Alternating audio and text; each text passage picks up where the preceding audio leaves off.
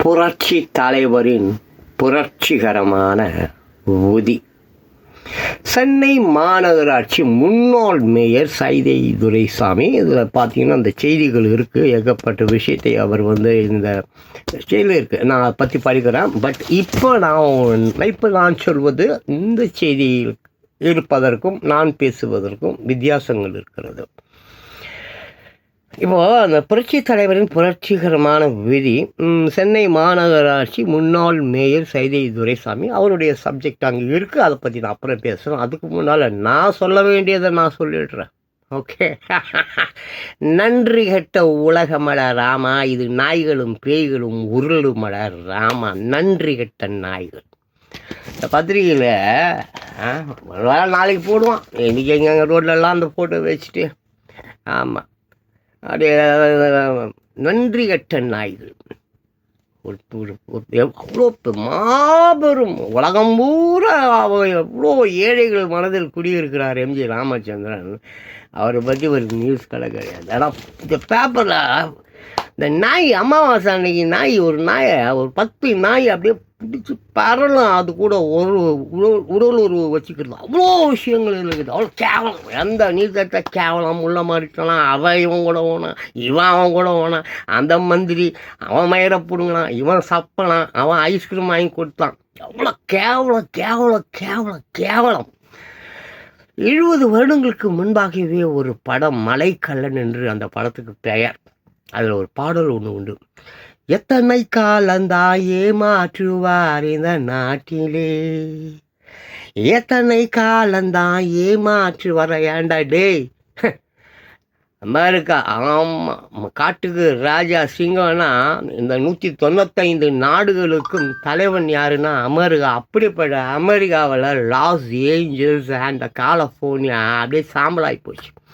மிகப்பெரிய டைரக்டர் அவன் லொட்டு லொசுக ஹாலிவுட்டை எரிஞ்சு போச்சுடா. சாம்பல் சினிமாக்காரன் மயிருக்காரன் புடுங்கினவன் அவன் அங்கே சப்பி போட்டதை எடுத்துகிட்டு வந்து இங்கே படம் பண்ணுற எச்ச நாய்கள். உலகத்தின் அதிசயம் என்பது ஹாலிவுட், அதுவே எரிஞ்சு போச்சு. நீ ஏமாத்திரம். அடுத்தடுத்த விஷயங்களில் எம்ஜிஆரை பற்றி தான் இன்றைக்கி பூரா பேசுகிறேன். கேளு, கேட்டால் கேளு, கேட்காட்டினா ஓடு. எல்லோரும் இன்புற்று இருக்க அந்த நாட்களில் அந்த நிமிடங்களில் வாழ்ந்து கொண்டிருந்தவர் பொன்மனச்செம்மல். கொடுத்து கொடுத்து கொடுத்து சிவந்த கைகள் எம்ஜி ராமச்சந்திரன் அவர்களின் 108வது பிறந்த நாள். ஒரு அற்புதமான ஒரு தினம் என்று 17/1/1917 24/12/1987. ஆமாம், அந்த அவருடைய காலங்கள் எப்படி மறுபடியும் சொல்கிறோம் பாருங்கள். 17/1/1917, 24/12/1987. ஸோ அந்த மாபெரும் தலைவரின் செய்தி எதுவுமே இங்கே இல்லை. சைதை துரைசாமி அவர்கள் மட்டும். யார் அவர்? பார்த்தீங்கன்னா சென்னை மாநகராட்சி முன்னாள் மேயர் சைதை துரைசாமி. அவருக்கு ஏகப்பட்ட சரித்திரங்கள் இருக்குது. கூகுளில் போய்ட்டு நீங்கள் சைதை துரைசாமின்னு போட்டால் போதும். அப்போ நீர்வீழ்ச்சி மாதிரி அவரை பற்றிய தகவல்கள் உங்களுக்கு கிடைக்கும். அப்புறம் எதுக்குடா நீங்கள் உக்காந்துக்கிட்டு நாங்கள் கூகுள்லேயே தேடிக்கிறோன்னு சொல்கிறீங்களா? தேடுங்கள், கண்டடைவீர்கள். சரி, அவர் என்ன சொல்கிறார் பாருங்க. சொல்லுக்கும் செயலுக்கும் வித்தியாசம் இல்லாமல் வாழ்ந்து வழிகாட்டிய புரட்சி தலைவர் எம்ஜிஆர் தன்னால் செய்யக்கூடியதை மட்டுமே பேசினார், பேசியதையெல்லாம் செய்து காட்டினார். திரையுலகில் தனக்கென ஒரு தனி பாதை உருவாக்கி புரட்சி நடிகராக புரட்சி தலைவராக மாறினார். அரசியலில் தனித்தத்துவ சாதனைகள் படைத்து மனிதரில் புனிதராக வரலாறு படைத்தார். எத்தனை காலம்தான் ஏமாற்றுவார் இந்த நாட்டிலே என்று எம்ஜிஆர் 70 ஆண்டுகளுக்கு முன்பு மலைக்கல்லன் படத்தில் பாடிய பாடல் வரிகள் இன்றைக்கும் பொருத்தமானவை. கரிகாலன் குறிவைத்தால் தவறமாட்டான், தவறுமானால் குறி வைக்க மாட்டான் என்று மர்ம யோகி படத்தில் பேசிய பஞ்சி டயலாக்கை தனது சினிமா, அரசியல் மற்றும் சமூக வாழ்வில் நிஜமாக நடத்தி காட்டியவர் யாரு? எம்ஜி ராமச்சந்திரன் அவர்கள். அவர் ஃபோட்டோவை வச்சுன்னு பொழப்பு நடத்துகிறோம். அந்த அதிமுக காரணங்க, அப்புறம் திமுக காரணங்க, எவனா வேணா இருந்துட்டு போங்க. நான் ஒன்று மட்டும் தெரிஞ்சுங்க, கலிஃபோர்னியா மாகாணத்தில் உள்ள லாஸ் ஏஞ்சல்ஸ், அங்கே இல்லாத பெரிய பெரிய பெரிய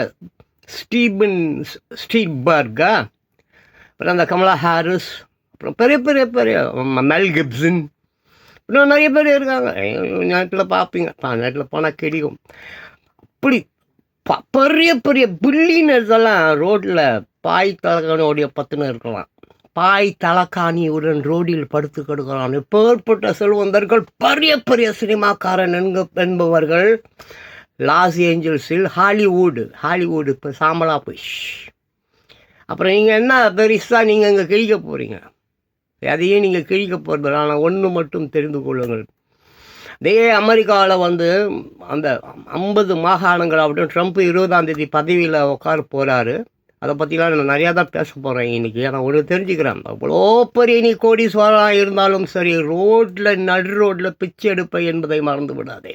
அதற்கு ஒரு உதாரணம், கலிஃபோர்னியா மாகாணத்தில் லாஸ் ஏஞ்சல்ஸ் போய் பார், ஓடிக்கிட்டு கிடக்கு 10 நாளாக காட்டுத்தி எரிந்து கொண்டு இருக்கிறது. நீ எல்லாம் ஏமாத்திரம். சரி, நான் மறுபடியும் ஏன்னா ஷார்ட்ஸ் கூட நீ பார்க்க மாட்ட.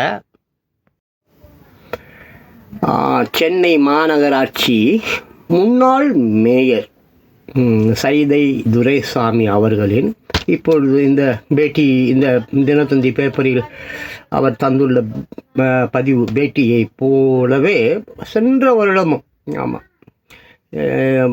வருடமும் அவருடைய பதிவை நான் பதிவிட்டிருக்கிறேன். யூடியூப் உள்ள போனீங்கன்னா பார்க்க முடியும். பாருங்கள், அவர் என்ன சொல்கிறார் பாருங்கள். நாடோடி மன்னன் படத்தில் நீங்கள் மாளிகையில் இருந்து மக்களை பார்க்கிறவர்கள், நான் மக்களோடு இருந்து மாளிகைகளை கவனிக்கிறவன்.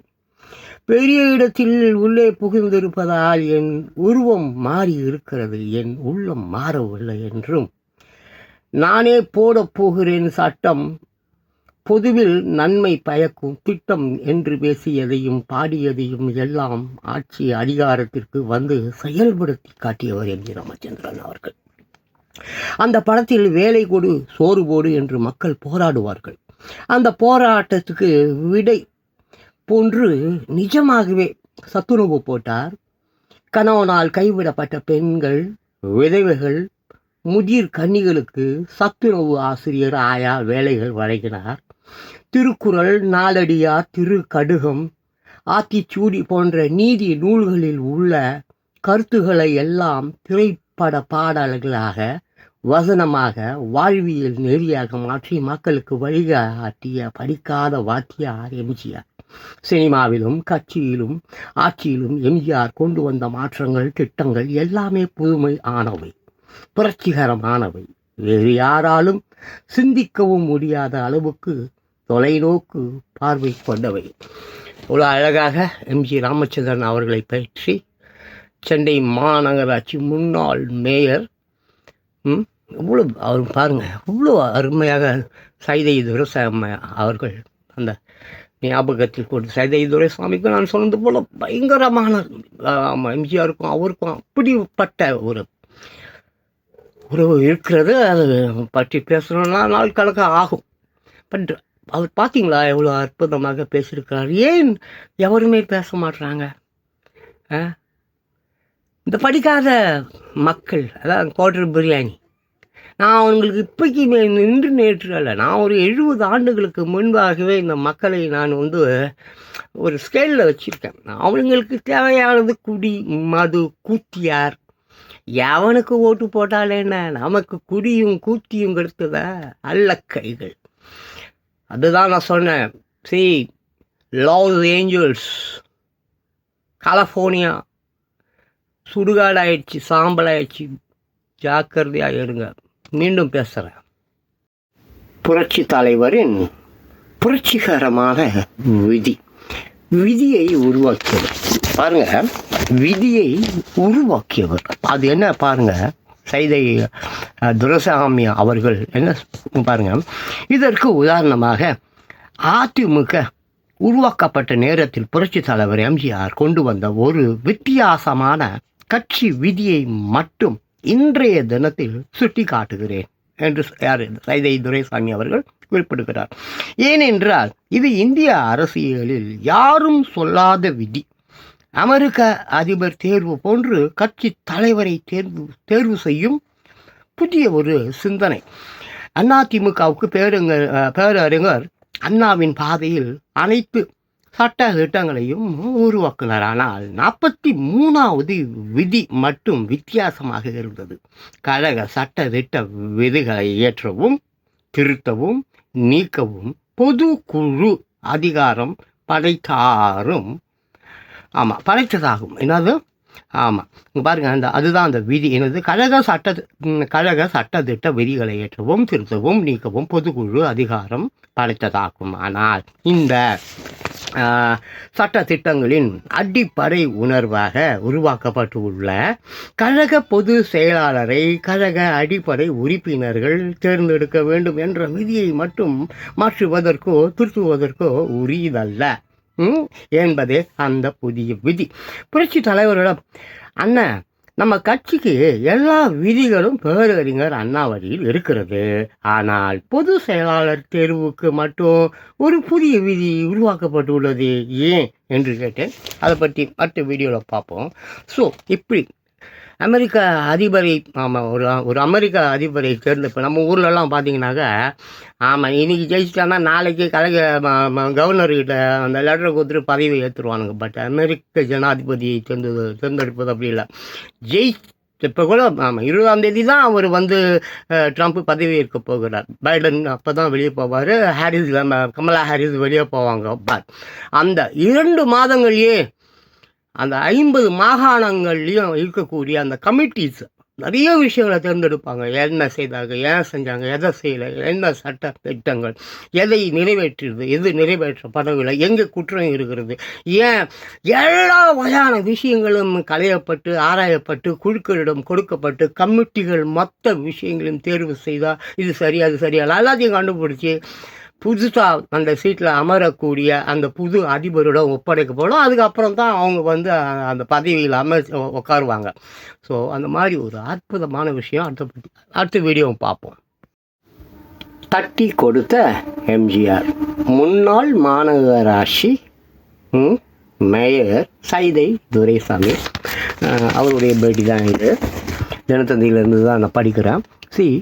ஆமாம், உடனே பாராட்டு வகையில் என் முதுகில் தட்டி கொடுத்த புரட்சி தலைவர், வெரி குட், யாரும் என்னிடம் இந்த விதி குறித்து கேட்கவில்லை, நீ மட்டும்தான் கேட்டு இருக்கிறாய். நான் இப்படி ஒரு விதி உருவாக்குவதற்கு முக்கியமான காரணம் இருக்கிறது என்றவர் அந்த விதி உருவாக்கப்பட்ட நோக்கம் குறித்து முழுமையாக விவரித்தார். அவர் விளக்கிய பிறகே அதன் பின்னே இருந்த சூட்சுமத்தை உணர்ந்தேன். என்னுடைய தலைவர் எப்படிப்பட்ட சிந்தனையாளர், தீர்க்கதரிசி, அரசியல் ஞானி என்று எண்ணி வியந்து பெரு மகிழ்ச்சி அடைந்தேன். புரட்சி தலைவர் அன்று என்னிடம் கூறிய விளக்கத்தை இப்போது சொல்வது பொருத்தமாக இருக்காது. ஆனால் நேரம் வரும்போது நிச்சயம் மக்களுக்கு சொல்வேன். எம்ஜிஆர் என்ற 3 எழுத்து மந்திரத்தை தகுதியை திறமையை எம்ஜிஆர் என்ற 3 எழுத்து மந்திரத்தை தகுதியும் திறமையும் உள்ள நபர்கள் சொன்னால் மட்டும் போதும். ஜாதி, மதம், பணம் போன்ற எந்த பின்புலமும் இல்லாமல் தேர்தலில் உள்ளாட்சி மன்ற பிரதிநிதிகளில் இருந்து சட்டமன்ற நாடாளுமன்ற அமைச்சர்கள் வரை உருவான வரலாறு இவரால் மட்டுமே சாத்தியமானது. இப்படிப்பட்ட அங்கீகாரத்தை இவருக்கு மட்டுமே மக்கள் கொடுத்தார்கள். தெய்வ பிறவியாக, அவதார புருஷராக காலத்தை வென்று இன்றும் வாழ்ந்து கொண்டிருக்கும் எம்ஜிஆரின் பிறந்த நாளை மனிதநேய நாளாக கொண்டாடி மகிழ்வோம். நான் சொன்னது போல 108வது பிறந்த நாள் 17/1/1917, 24/12/1987. சரி, அவருடைய பேட்டி முடிந்து விட்டது. அடுத்த வீடியோவில் வேறு விஷயங்களை பேசுகிறேன்.